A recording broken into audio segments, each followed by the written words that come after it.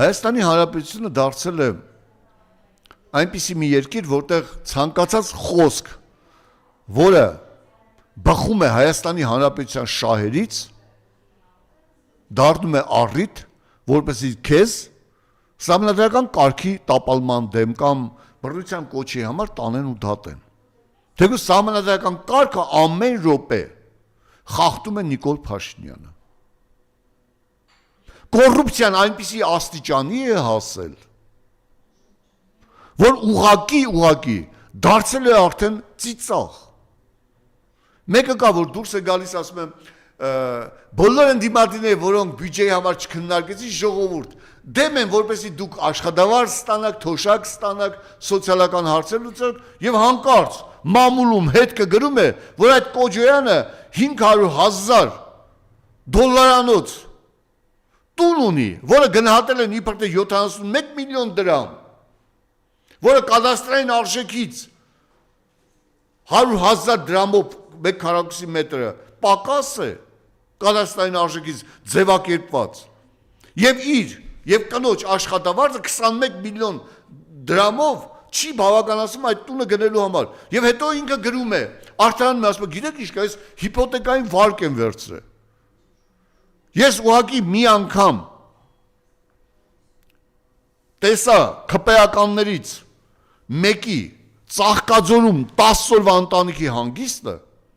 այդ չեկը, որ ինքը մուծել էր հյուրանոցում, դա իրա մեկ տարվա ամբողջ աշխատավարձի եկամուտն էր,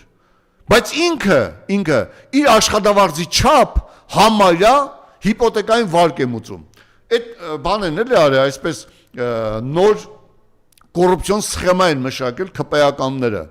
Իրենց աշխատավարձը 1 միլիոն է տարի ամսական։ Այդ 1 միլիոնը հիպոթեկային վարկ են մուծում, եւս 1 միլիոն, չգիտես որտեղից ծախսում են իրենց գոյության համար։ Բայց ասում են, այս տունը ձեռք ենք բերել հիպոթեկային վարկով։ Մենք արդար ենք, բա ո՞նց ես ապրել, ինչ ես լափել, լակե, ապրել։ Ինչպես է դա չքեղ արտասահման ուղևորությունները կազմակերպել։ Մեկը կա այն, որ պոռնոֆիլմերում լավ նկարահանվում էր։ Այդ մեկը Ֆրանսիաներում շքեղ կյանք է վարում, որի միայն Ֆրանսիայի մեկ այցելությունը իր 10 տարվա եկամուտն է աշխատավարձը։ Հետո ասում է, ես կոռուպցիոներ չեմ, մարդկանց դատի է տալիս։ Հասկանում եք։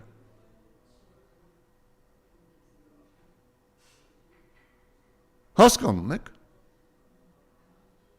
Ինչ է կատարվում։ Կոջոյանը չեմ կարող ասել ճիշտ։ Դու ինչպես ես սոված, երբ արտադրության նախարարն ասում են նախքին սովածներ, ասում են ես երբեք սոված չեմ եղել։ Դու սոված չէիր, որովհետև կուսակցությունից էիր վազում քո գեղեցիկ կազմվածքը ցույց տալու համար, որպեսզի ինչ որ մի շահույթներ ունենաս եւ հանկարծ դարձար նախարար։ Այնպիսի նախարար, որի օրոք մարդու իրավունքները համատարած ոտնահարվում են Հայաստանի Հանրապետությունում եւ Հայաստանի Հանրապետությունում արդեն 100-ից ավել քաղ բանտարկյալներ կան։ Բայց դուք կեղծելով փաստագրությունը ստում եք եւ հանրությանը եւ դրսի ուժերին, ասում եմ ես ու ամուսինս բարձր լավ կրթություն եմ ստացել, բարձր աշխատավարձ ունեմ, այսինքն ուսուցիչը լավ կրթություն չի ստացել, որ 100,000 է ստանում։ Պրոֆեսոր լավ կրթություն է ստացել, որ քո նման 1 միլիոն չի ստանում, այլ ստանում է 200,000։ Լավ կրթություն չի ստացել, այդ ինչպես է դառնում պրոֆեսորը, ուսուցիչը, գիտաշխատողը,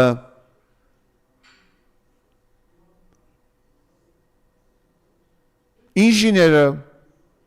լավ կրթություն են ստանում, բայց չեն ստանում 1 միլիոն, բայց դու ստանում ես, ինչպես է պատահում։ Եվ ամենասարսափելին, Հայաստանի Հանրապետության հանցագործությունների թիվը այս իշխանության օրոք հանցագործությունների աճը 10% է։ Հասկանում եք։ Սպանությունների աճը 29%։ Սպանությունների աճը 29%։ Բայց գիտեք ինչ կա, հետաքրքիր մի բան կա։ Վերջերս մեկ մեքենա Մաքսանեն ծխախոտ է ներկրվել Իրանից Հայաստանի Հանրապետություն։ Կալանավորվել է, քրեական գործ է հարուցվել եւ կալանավորվել է 8 անձ։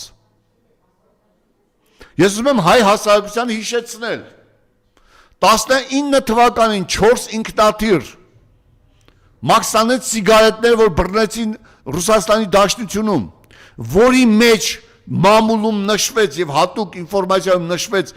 Նիկոլ Փաշինյանի Անեզագ եւ Նիկոլ Փաշինյանի կնոջ անունները, որևէ մեկը կալանավորվեց, քրեական գործ հարուցվեց, թե ոչ։ Նիկոլ Փաշինյանի իշխանության օրոք բռնաբարվում է արդարադատությունը։ Քրեական գործեր են հարուցվում մանկուրտ, ստրկամիտ, գարշելի, կոռումպացված եւ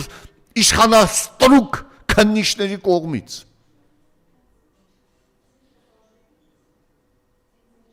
Առանց փաստերի, առանց քրեադատավարական օրենսգրքի 12 հոդվածների պահպանման, քրեական գործ հարուցելու անհրաժեշտ պայմանների 12 հոդված կա, 12 կետ կա, ոչ մեկը չի պահպանում։